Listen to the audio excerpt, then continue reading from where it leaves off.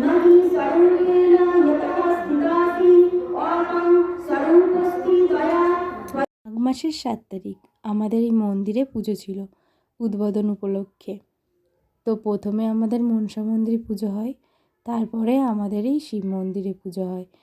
তো এখানে আমার শ্বশুরমশাই শিবের মাথায় দুধ ঢেলছে। তো তারপরে পুজো সেরে তো দেখো আমার চারিদিকটা মন্দিরের ঘুরে ঘুরে দেখাচ্ছি। চারিদিকে আমাদের আর কি কাকা শ্বশুরের বাড়ি। আর এই যে হচ্ছে আমাদের মনসা মন্দির।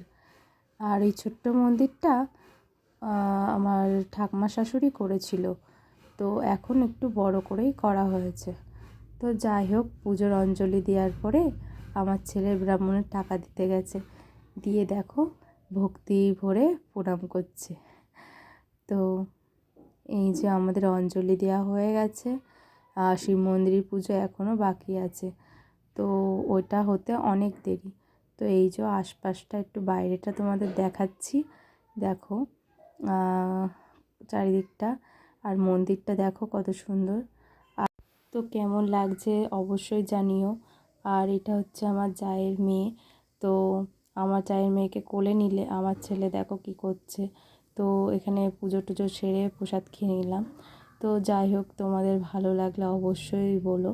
তো হরগৌরী পার্বতীর জয় একবার অবশ্যই বলো।